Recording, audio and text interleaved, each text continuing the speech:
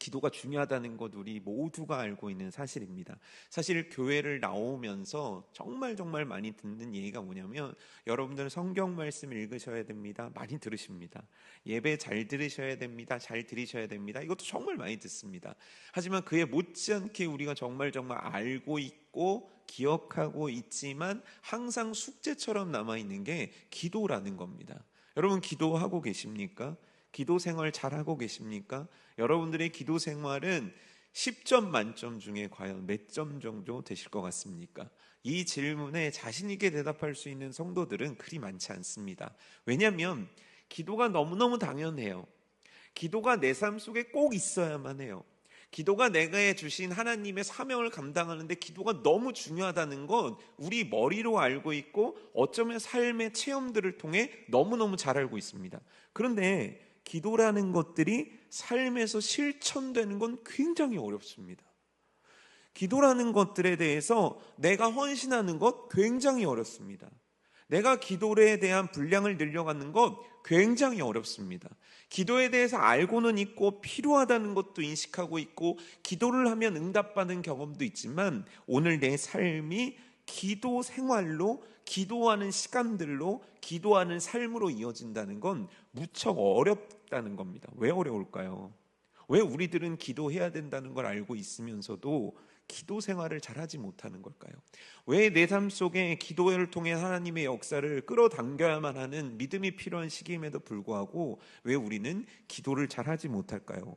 오늘 저는 여러분들과 기도에 대한 것들을 배워보고자 합니다. 근데 기도는 이런 겁니다. 기도는 이렇게 합니다. 그러니까 여러분 우리 기도합시다. 저는 그것을 목표로 오늘 설교를 하지 않을 예정입니다.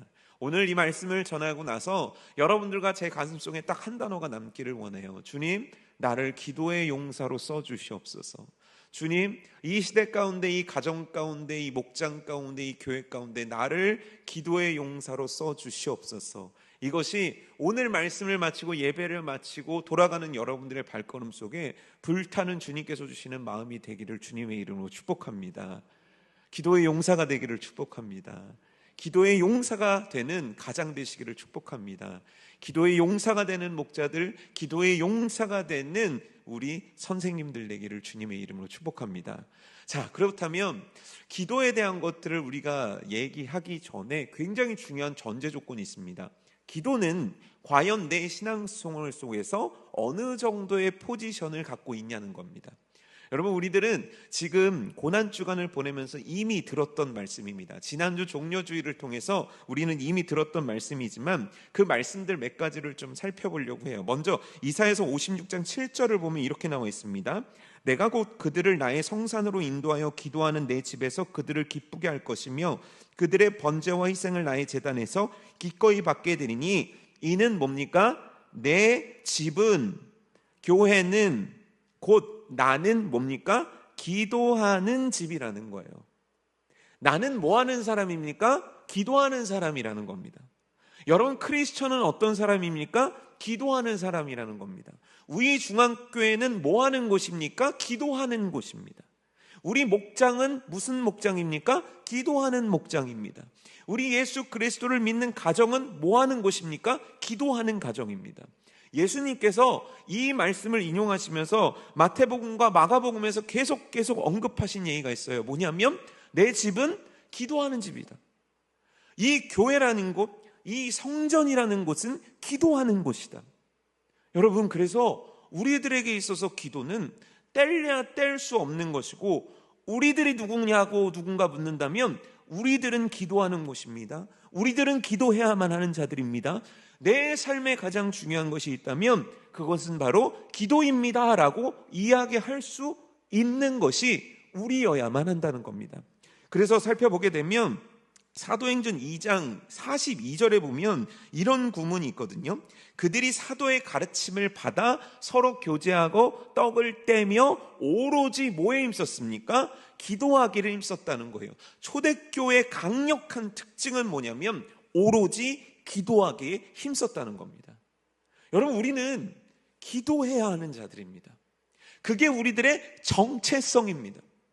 우리의 믿음의 가정들은 기도하는 가정이어야 되고, 우리 중앙교회는 기도하는 교회여만 합니다. 어느 날 특별하게 특별한 제목이 있어서 그때 반짝 기도하는 것이 아니라 기도, 그것이 곧 우리들을 나타내는 굉장히 중요한 키워드가 돼야 된다는 겁니다. 그런데 이 기도에는요, 굉장한 신비와 비밀 하나가 있습니다. 그 비밀을 보여준 구절이 사도행전 3장 1절이거든요. 제9시 기도 시간에 베드로와 요한이 성전에 올라갈세. 또 사도행전 10장 9절을 보게 되면 베드로가 이렇게 기도했다라고 나옵니다. 사도행전 10장 9절 말씀입니다. 이튿날 그들이 길을 가다가 그 성에 가까이 갔을 때 그때에 베드로가 기도하려고 몇 시예요? 제6시더라. 이 얘기가 뭐를 뜻하는 거냐면 기도라는 것들은 규칙적이고 정기적이어야 한다는 겁니다. 어느 날 모여서 특별한 때 특별한 기도를 해야 합니다. 하지만 기도하는 집의 특징이 뭐냐면, 기도하는 성도의 특징이 뭐냐면, 기도하는 공동체의 특징이 뭐냐면 규칙적이고 정기적인 기도가 우리들의 삶 가운데 있어야만 한다는 겁니다. 여기 주일학교 다녀보신 분들, 어릴 때 자녀를 키워보신 분들, 신앙 안에서 키워보신 분들은 아마 자녀들에게 이렇게 가르쳤을 겁니다. 아침에 일어나면 뭐 하라고 가르칩니까? 기도해. 밥 먹기 전에 기도해. 자기 전에 기도해. 공부하기 전에 기도해. 왠지 아십니까? 어느 날 특별하게 하는 것도 기도이지만 기도하는 집의 정체성, 기도하는 집의 가장 중요한 특징은 뭐냐면 정기적이고 꾸준히 잊지 않고 기도를 이어가는 것이 너무 중요하다는 겁니다. 여러분, 그렇게 기도해야만 합니다. 새벽에 기도해야 되고, 점심에 기도해야 되고, 저녁에 기도해야 되고, 시를 따라 때를 따라 우리들에게 주신 은혜 붙잡고 기도해야 되는 것이 바로 기도하는 집이 갖고 있는 특징이라는 겁니다. 여러분, 그렇게 기도하는 것이 여러분들의 삶이 되기를 축복합니다. 기도가요, 어느 날 갑자기 하려고 그러면 잘 안 됩니다. 기도가요, 어느 날 나 이제 진짜 한번 오늘은 정말 급해서 기도 좀 해보려고 그러면 잘 안 됩니다. 왠지 아십니까? 꾸준한 기도가 쌓여져야만 하기 때문이에요. 매일매일의 기도가 쌓여져야 하기 때문입니다. 여러분, 혹시 기도 생활이 중단되신 분 혹시 계십니까? 다시 시작하십시오. 시간을 정하여, 장소를 정하여 매일매일 하나님 앞에 기도의 제단을 쌓는 것, 너무너무 중요한 일입니다. 너무너무 필요한 일입니다. 긴 시간이 아닐지라도 여러분, 주님을 만나는 시간, 주님과 대화하는 시간, 주님께 나의 마음을 아뢰이는 시간을 꼭 규칙적으로 정해서 시작해 보십시오. 특별히 이 자리에는 청년들과 학생들이 와 있는데요, 이걸 젊어서부터 해야 됩니다. 어려서부터 해야 됩니다. 나는 어느 때가 되면 갑자기 기도할 거야, 이게 아니라 나는 매일 기도하는 사람이야. 나는 기도하는 집으로 나는 하나님을 만나는 시간이 정해져 있어. 그렇게 기도하는 것이 우리 젊은 세대들의 굉장히 중요한 신앙의 루틴이 되기를 주님의 이름으로 축복합니다. 그런데 이 기도라는 건요, 굉장히 독특한 특징 하나를 갖고 있습니다. 자, 제가 퀴즈 하나 내려볼게요. 자, 기도는 내가 어느 날 하고 싶으면 하는 걸까요? 다시 설명을 해볼게요. 아침에 눈 떠서 그냥 나는 기도하는 걸까요? 아니면 기도는 하나님이 나한테 말을 걸면 시작되는 걸까요? 너무 당연한 걸 물어봤다고 유치하게 생각하지 마십시오. 매우 중요한 포인트이기 때문입니다. 우리는 이렇게 생각합니다. 기도는 내가 할 말을 하나님께 하는 것. 기도는 대화. 그러면 여러분, 대화라는 거는 시작점이 있잖아요. 예를 들어 저하고 여러분들의 엘리베이터에 둘이 탔다고 딱 칩시다. 그런데 엘리베이터에 올라가는 것만 보면 대화가 됩니까, 안 됩니까? 안 되죠. 그러면 제가 여러분들한테 말을 걸어야 됩니다. 오늘 어떻게 지내셨어요? 그러면 이쪽에서 대답을 해야만 합니다. 그걸 대화라고 합니다. 마찬가지예요. 기도는 어떻게 시작되는 거냐면 하나님께서 여러분들에게 말을 걸어야 시작이 됩니다. 하나님께서 말을 거는 것, 하나님께서 나에게 먼저 대화를 거는 것, 이걸 뭐라고 표현하는 줄 아십니까? 이걸 구원이라고 표현하는 겁니다. 사단의 종되었던 나를 하나님께서 예수 그리스도의 보혈로 사갖고 오셔서 나에게 대화를 건넨 거예요.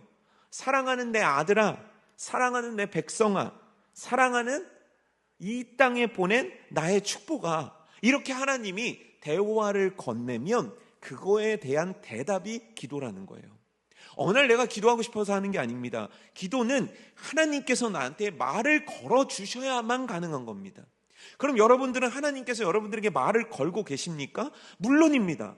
내 안에 계신 주님께서 나에게 끊임없이 말씀을 걸고 계십니다. 이 성경 말씀을 통해, 이 설교 시간을 통해, 삶의 크고 작은 일들을 통해 하나님은 우리들에게 말을 걸고 계신 겁니다.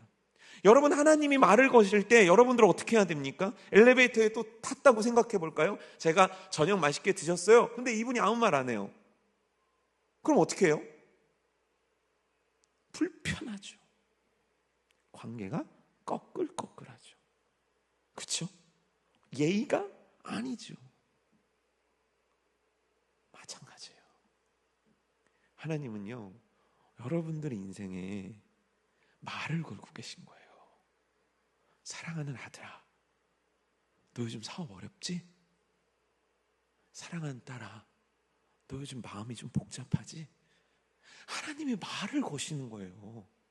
그래서 우리들의 기도가 시작되는 겁니다. 어느 날 내가 가만히 있다 기도 제목에 번뜩 떠오르는 일 따위는 없습니다. 하나님께서 그 생각을 나한테 넣어주시는 거예요. 어느 날 나 기도하러 가야지, 내 스스로가 그렇게 결단하면서 나오는 경우는 어떤 경우에도 없습니다. 하나님께서 너 기도하자, 나랑 만나자, 하나님이 여러분들에게 대화를 시작하시는 것, 그게 바로 기도입니다. 그래서 기도가 뭐냐? 나에게 말을 거시는 하나님 앞에 예라고 대답하며 나아가는 것. 너무너무 큰 아픔을 어느 날 느끼게 되고 그 아픔으로 하나님 앞에 나아가는 것이 내가 아프고 내가 괴로워서 나가는 것 같지만 하나님께서 아픔이라는 통로를 통해 나한테 말을 걸고 계시다는 거예요. 그럼 나는 어떻게 해야 되냐? 네, 하나님 하고 나아가는 겁니다. 그게 기도입니다. 그래서 여러분, 기도는 순종이에요. 기도는 하나님의 음성 앞에, 하나님이 주신 감동 앞에 네, 하나님이라고 대답하는 순종이란 것을 여러분 기억하셔야 됩니다. 그 순종의 모습을 가장 잘 보여준 게 다니엘이거든요. 오늘 다니엘이요, 말씀을 볼 때 깨닫게 됩니다. 다니엘서 9장 2절이거든요. 곧 그 통치 제1년에 나 다니엘이 책을 통해 여호와께서 말씀으로 선지자 예레미야에게 알려주신 그 연수를 깨달았나니 곧 예루살렘의 황폐함이 70년 만에 그치리라 하신 것이라. 이 대목을 잘 보십시오. 어느 날 이사야가 예레미야서를 읽은 겁니다. 이걸 처음 읽었는지 두 번째 읽었는지 10번째 읽었는지는 모르겠습니다. 그런데 그 읽었을 때 다니엘이 깨달았다는 겁니다. 여러분, 저도 그렇고 여러분들도 그렇고 신앙생활 할 때 정말 많이 쓰는 표현이 뭔지 아십니까? 나 뭔가 깨달았어 라고 하는 겁니다. 자, 그러면 우리 기독교에서 예수 그리스도를 믿는 자들에게 깨달음은 뭡니까? 아, 내가 기가 막힌 걸 발견했어, 이 의미입니까? 아닙니다. 이 기가 막힌 걸 발견하게 하셨어. 누가요? 하나님이. 하나님이 나에게 깨닫게 하신 거예요. 내가 깨달을 수 있는 게 없습니다. 우리가 어떻게 성경 말씀을 깨닫습니까? 하나님이 깨닫게 하신 거예요. 그럼 어떻게 해야 됩니까? 그 깨달음에 응답하는 거예요. 그 응답이 다니엘은 어떻게 시작됩니까? 다니엘서 9장 3절이거든요. 내가 금식하며 베옷을 입고 죄를 덮어쓰고 주 하나님께 기도하며 간구하기를 결심하고. 하나님이 여러분들 인생 가운데 놓고하십니다. 때로는 아픔으로, 때로는 어려움으로, 때로는 기쁨으로, 때로는 깨달음으로, 때로는 설교 시간에, 때로는 묵상을 할 때, 때로는 기도 중에 하나님께서 여러분들에게 깨달음을 주시는 거예요. 그때 우리가 해야 되는 게 뭔지 아십니까? 주님 앞에, 주님, 왜 깨닫게 하셨습니까? 제가 무엇하면 좋겠습니까? 제가 무엇으로 순종하면 좋겠습니까? 기도로 결심하고 간구하며 나아가는 겁니다. 여러분, 그게 기도예요. 내가 열정을 갖고 내가 애를 쓰고 내가 수고하는 것이 아니라 하나님께서 나에게 하신 말씀에 대답하며 나아가는 것, 하나님의 말씀 앞에 순종하며 나아가는 것, 여러분, 그게 기도입니다. 다시 묻겠습니다. 기도하고 계십니까? 하나님께서 여러분들 인생 속에 넣어주시는 그 물음들에 대해서, 하나님의 노크에 대해서 응답하고 계십니까? 우린 하나님의 응답을 사모하는 자들입니다. 그런데 묻고 싶습니다. 저와 여러분들은 하나님의 부르심과 하나님의 질문 앞에 응답하고 있는 자녀입니까? 자녀 키우는데 저도 참 열받는 구간인데, 제가 애들을 불러요. 예를 들어 윤호야 나와라 그래요. 윤호야 이것 좀 나와봐. 그러면 어떻게 해야 됩니까? 대답을 해야 되죠. 내 아빠하고 나와야죠. 대답 안 하면 어떻게 되죠? 이놈의 이게 되잖아요. 물론 하나님이 그러신다는 건 아닙니다. 인격과 인격이 만났을 때 대답해야 합니다. 여러분, 하나님께서 여러분들에게 말을 걸고 계신 거예요. 하나님께서 여러분들을 부르고 계시다고요. 풀리지 않는 숙제와 마음의 무거움들이라는 도구를 하나님께서 여러분들에게 말을 걸고 계신 거예요. 그 물음 앞에 우리들이 해야 되는 건 내 하나님하고 나아가는 겁니다. 결심하고 나아가는 겁니다. 주님, 주님, 내 아버지, 내 나의 주인이시여. 사무엘이 그려했던 것처럼 대답하며 나아가는 것이, 그 순종이 저와 여러분들의 것이 되기를 주님의 이름으로 축복합니다. 근데 그 기도 언제 어떻게 해야 되는 겁니까? 말씀을 정확하게 우리에게 이렇게 얘기해요. 데살로니가전서 5장 17절 볼까요? 쉬지 말고 기도하라. 로마서 12장 12절 볼까요? 기도에 어떻게 해야 해요? 항상 힘쓰며. 골로새서 4장 2절 말씀 볼까요? 기도를 어떻게 하래요? 계속 하래요. 항상 기도하고, 네, 그거는 이제 따로 읽으십시오. 계속해야 되고, 기도를 멈추지 말고, 기도라는 것들을 어느 시간에 잠깐 했다 빠지는 걸로 얘기하지 않아요. 기도를 계속해야 된다, 기도를 끊임없이 해야 된다, 기도를 항상 해야 된다라고 얘기를 합니다. 그러면서 바울은요, 골로새서에서 중보기도, 이 기도에 있어서 빼놓을 수 없는 인물 한 명을 소개하는데, 그 사람이 누구냐면 에바브라라는 사람입니다. 그 사람이 어떻게 기도했는지를 바울은 칭찬하며 소개하는데, 골로새서 4장 12절인데 우리 다 같이 한번 읽어볼까요? 시작. 그리스도 예수의 종인 너희에게서 온 에바브라가 너희에게 문안하느니라. 그가 항상 너희를 위하여 애써 기도하여 너희로 하나님의 모든 뜻 가운데서 완벽하고 확신 있게 서기를 구하나니. 에바브라라는 사람이 있었는데 기도를 했다는 거예요. 어떻게 기도했습니까? 첫 번째는 뭐냐면 항상 기도했다는 거예요. 두 번째는 뭐냐면요, 애써 기도했다는 겁니다. 여기서 애써라는 말은 뭐냐면 싸웠다는 거예요. 기도의 자리를 지켜내기 위해서 그는 매일매일 전쟁을 치러냈다는 겁니다. 여러분이 이 대목에서 너무너무 주목해 봐야만 합니다. 우리들은 기도를 언제 하냐면, 여유가 있거나 우리는 기도를 언제 하냐면 그냥 기도할 만한 어떤 상황이 되면 합니다. 그런데 지금 바울은 뭐라고 얘기하냐면, 기도는 어떻게 하는 거냐면 애써야 되는 거라는 거예요. 힘써야 되는 거예요. 싸우는 거라는 거예요. 왜냐하면 사단이 기도를 막기 때문입니다. 왜냐하면 나의 죄성 게으름들이 기도를 막기 때문입니다. 왜냐하면 기도하지 않았던 습관들이 나를 가로막기 때문입니다. 잠이 가로막습니다.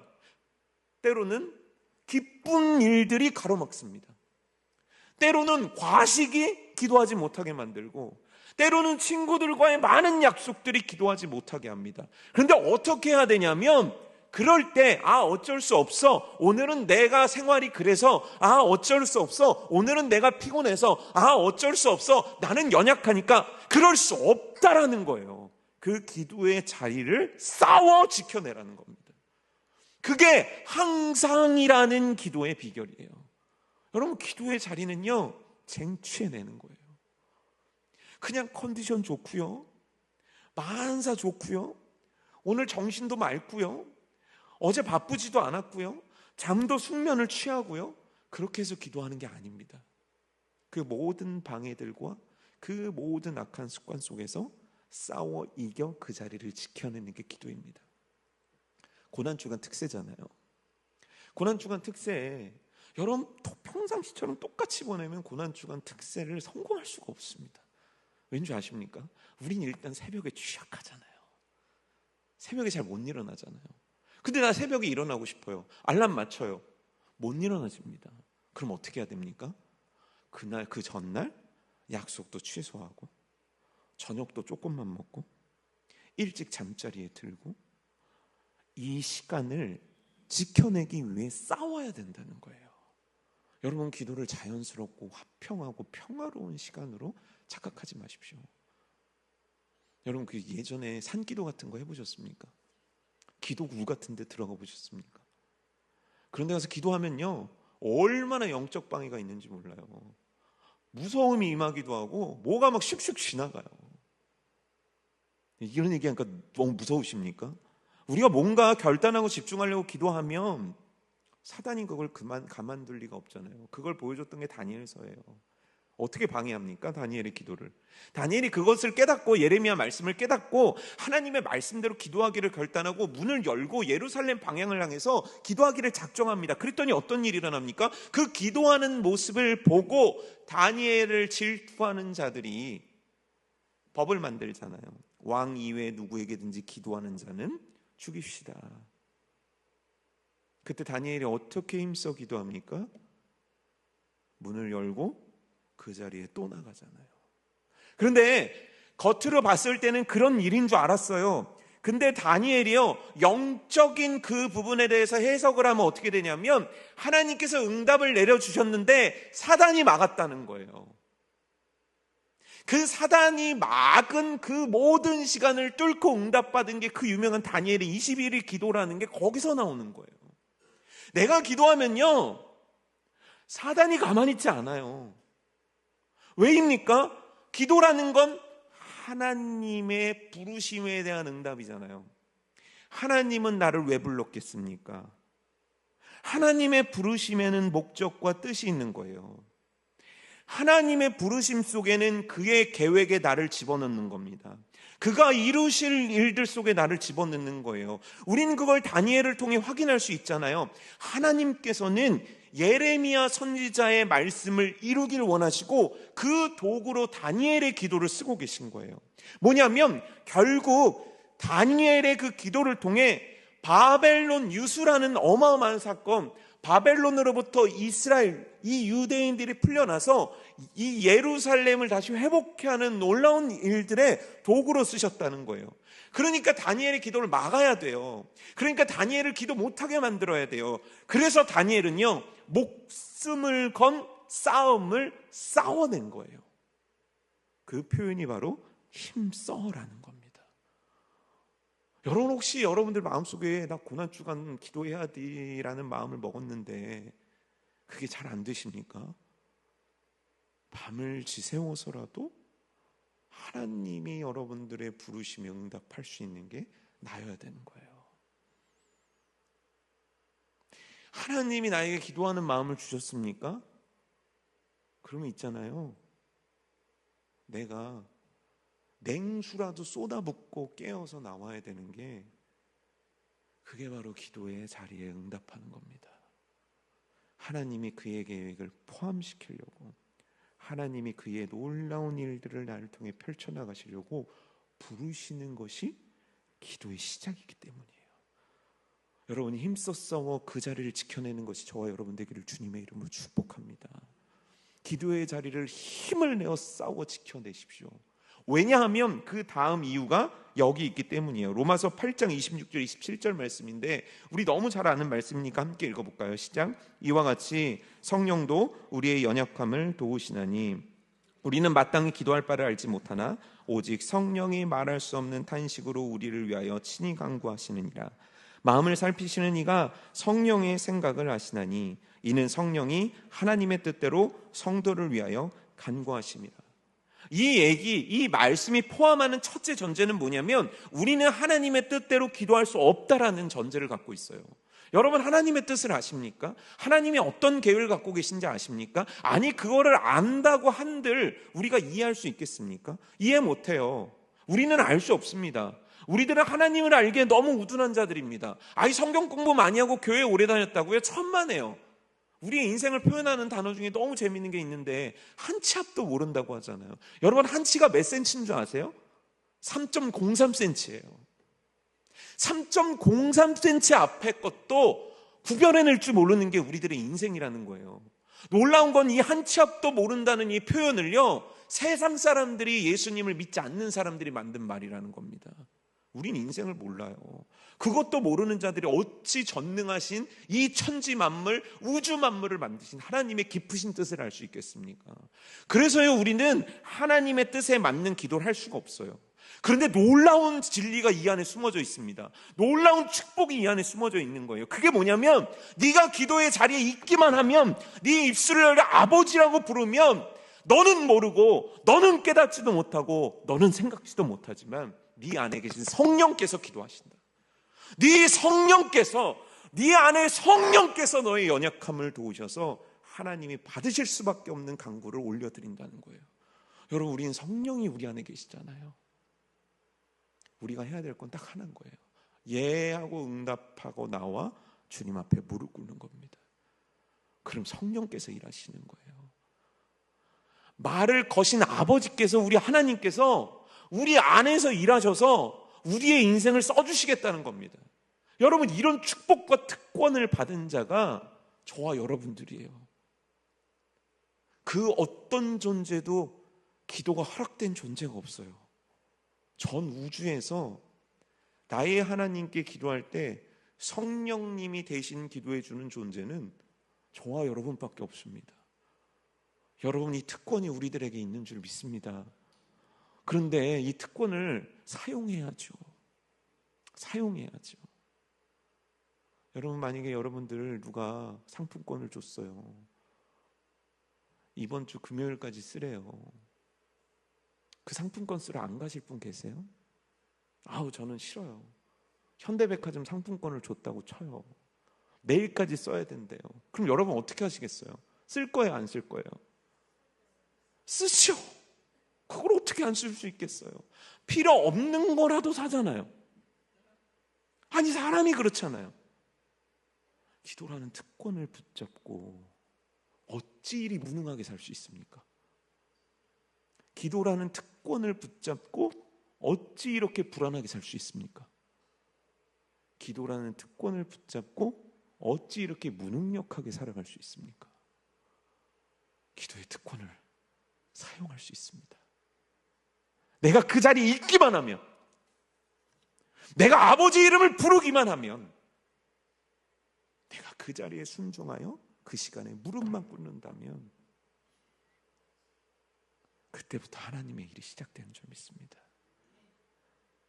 다니엘의 기도를 통해 상상할 수도 없었던 예루살렘 재건이라는 역사를 이루셨습니다. 하나님은 여러분들의 기도를 통해 어떤 일들을 이루기를 원하실까요? 가끔 이제 청년들 중에서 이제 결혼하기를 원하는 청년들이 있잖아요. 감사하게도 이제 결혼을 하고 싶은데 이제 나이가 들어가는 거예요. 그러니까 이 친구들이 물어봅니다. 목사님, 저 결혼할 수 있을까요? 이렇게 물어봅니다. 그럼 전 뭐라고 대답하겠습니까? 너 하는 꼬라지를 보니까 어렵겠다, 이렇게 얘기하겠습니까? 아니요. 그 기도 제목이 어떤 것이든 똑같은 대답밖에 할 수 없습니다. 그 대답이 뭔지 아십니까? 하나님께 기도해. 기도는 우리가 해야 되는 거고 응답은 그분이 하시는 거야. 만약 응답 받지 못하면 천국에 올라가서 따져. 하지만 죽는 순간까지 우리가 해야 될 건 기도예요. 가족 구원을 위해서 기도하십니까? 언제 이 사람이 돌아올까 궁금하십니까? 저와 여러분들은 알 수 없습니다. 오늘 해야 될 건 기도예요. 포기하지 않는 기도. 나를 대신해서 그 자녀를 위해, 그 남편을 위해, 그 배우자를 위해, 그 부모를 위해 간절히 기도하실 성령님을 의지하며 그 자리에 서서 오늘도 내 입술을 열어 하나님 앞에 기도하는 거예요. 그때 하나님의 일들이 이루어짐을 믿습니다.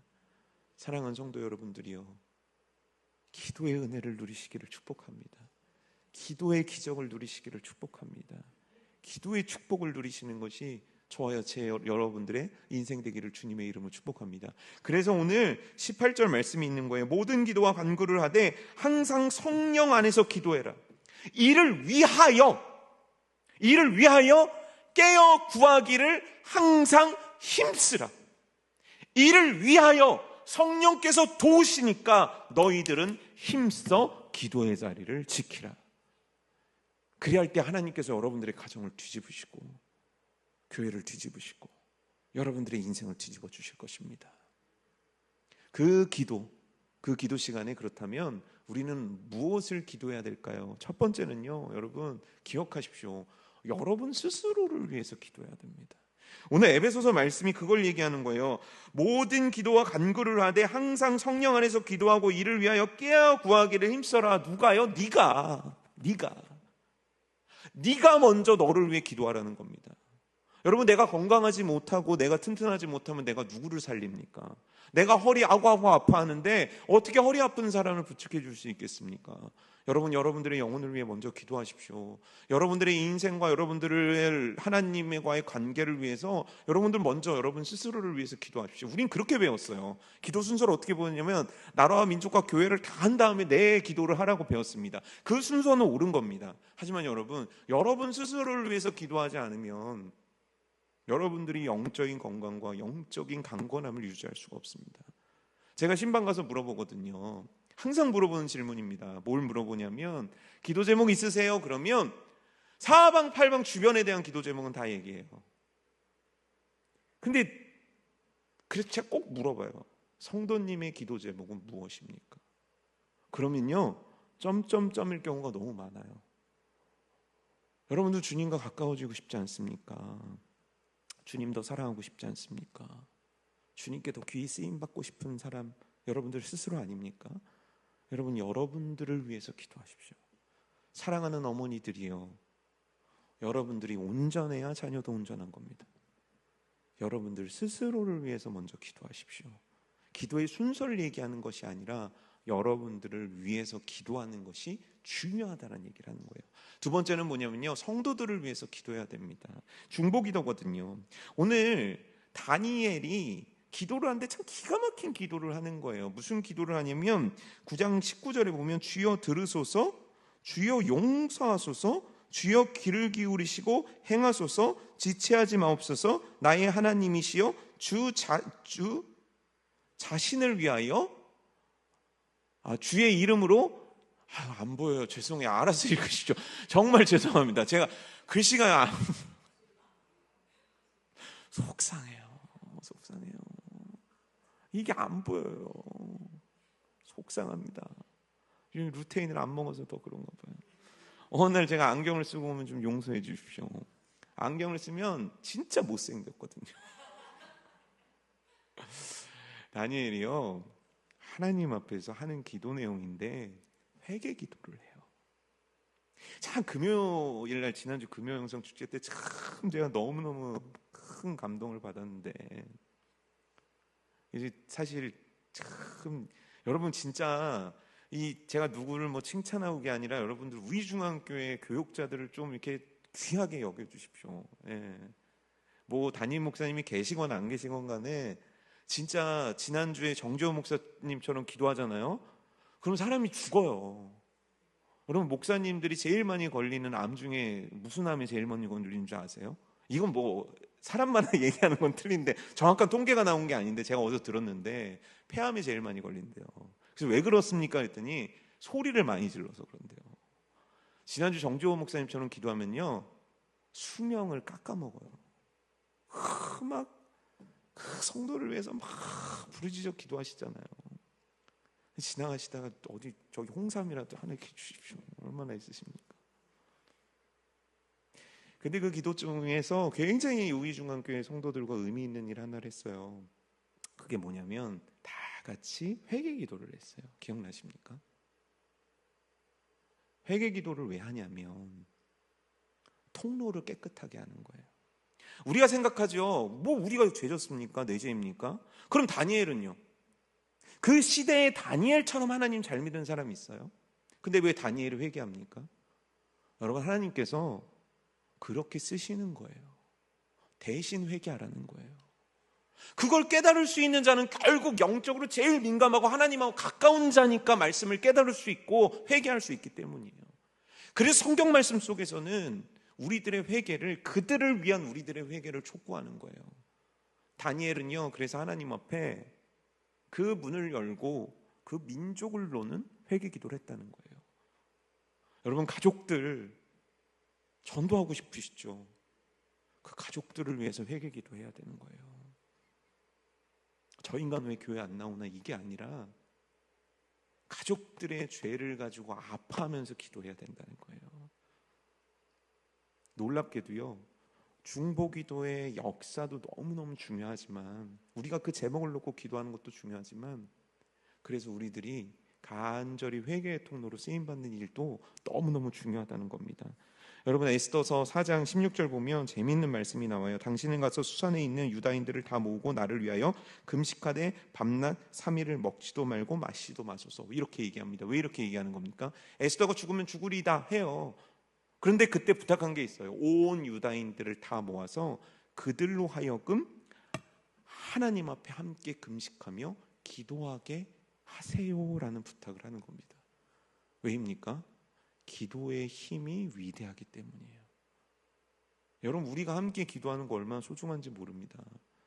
여러분, 가족 구원을 위해서 제발 목사님들 좀 귀찮게 좀 하십시오. 목사님들한테 막 기도 제목을 보내세요. 우리 딸, 우리 아들, 하나님 내 남편 기도 좀 같이 해주세요. 기도 좀 같이 해주세요. 주변에 있는 분들을 귀찮게 하지 마십시오. 권사님, 장로님, 이번에 제 남편 꼭 예수님 믿게 하고 싶은데 막 보내십시오. 그리고 그들로 하여금 같이 기도하도록 만드십시오. 창피해서, 이번에도 못 올 것 같아서 창피해서. 뭐가 창피합니까?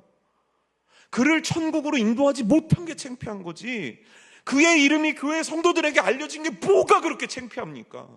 아직까지 그들을 주님께로 인도하지 못한 내가 창피한 거지, 어찌 그 이름이 성도들에게 불리어지는 게 창피하냐고요.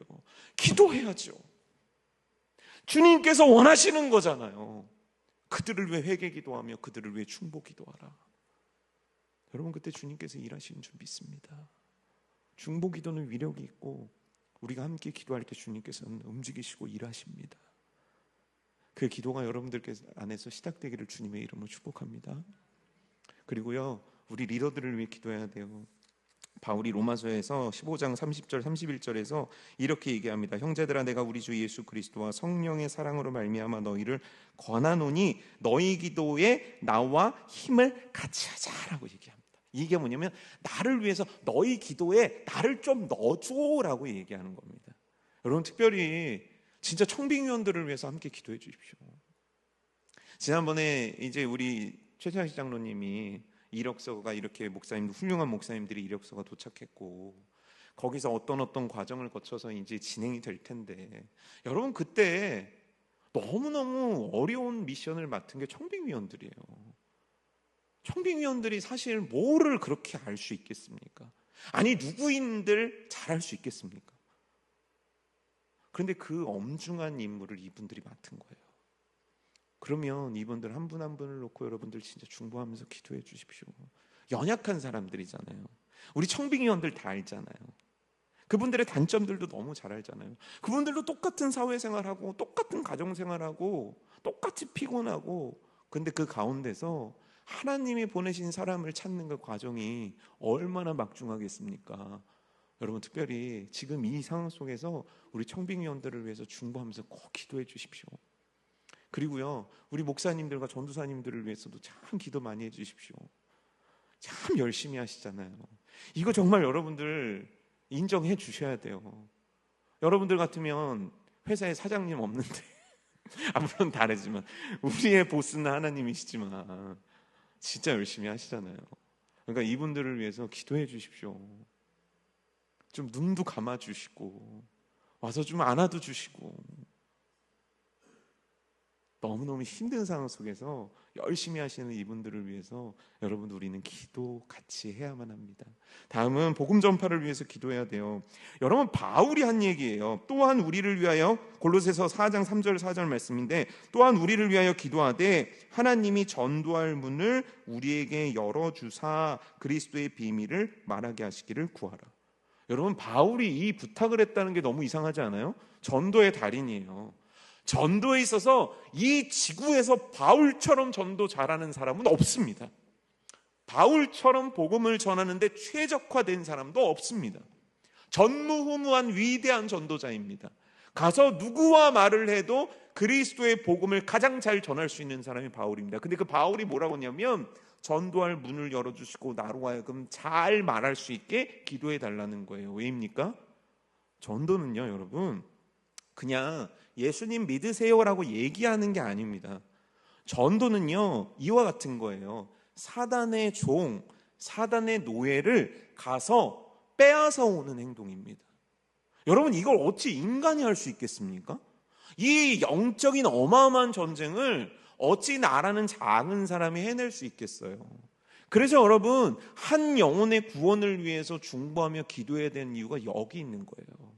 바울조차도 그랬대요. 여러분, 만약에 여러분들이 바울보다 대단한 영적인 능력을 가지셨다면 여러분들의 사랑하는 전도 대상자를 위해서 같이 기도할 필요 없을 거예요. 근데 우린 그렇지 못하잖아요. 그렇기 때문에 그 영혼을 위해서 우리들은 마땅히 기도해야 될 필요가 있다는 겁니다. 함께요. 이번 주 여성 목장 모임 가운데서는요, 그 영혼을 놓고 기도하는 시간들이 꼭 있었으면 좋겠습니다. 이번엔 못와도 언젠가 하나님의 자녀가 될 그들을 위해서 함께 중보하며 기도하는 것이 저와 여러분들이 되었으면 좋겠습니다. 마지막으로 우리가 기도해야 될 대상은요, 우리 위에 있는 이 세상에서 권위를 부여받은 자들입니다. 직장 상사가 그렇고요, 나라를 다스리는 자들이 그렇습니다. 디모데전서 2장 1절부터 2절까지의 말씀이 이렇게 되어 있습니다. 그러므로 내가 첫째로 권하노니 모든 사람을 위하여 간구와 기도와 도고와 감사를 하되 임금들과 높은 지위에 있는 모든 사람을 위하여 하라, 이렇게 되어 있습니다. 왜냐하면 그 이유가 디모데전서 2장 2절 하반절에 있는데, 이는 우리가 모든 경건과 단정함으로 고요하고 평안한 생활을 하려 함이라.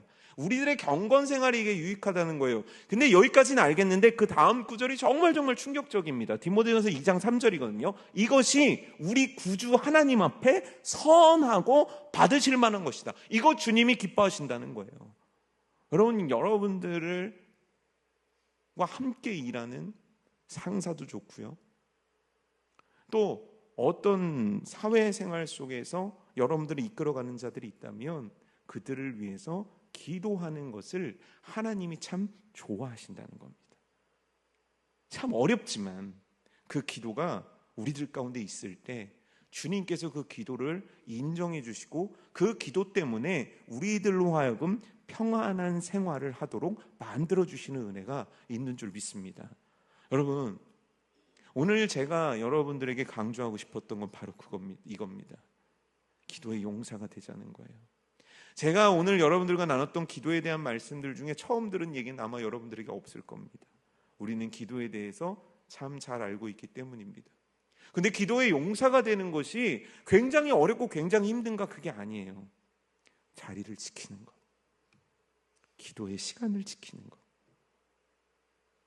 기도의 장소를 지키는 그것이 우리를 기도의 용사로 만드는 가장 중요하며 가장 필수적이며 가장 강력한 첫걸음이 되는 줄 믿습니다. 고난주간입니다. 그리고 우리들의 삶은 여전히 진행됩니다. 기도의 자리를 지켜낼 수 있는 저와 여러분 되기를 주님의 이름으로 축복합니다.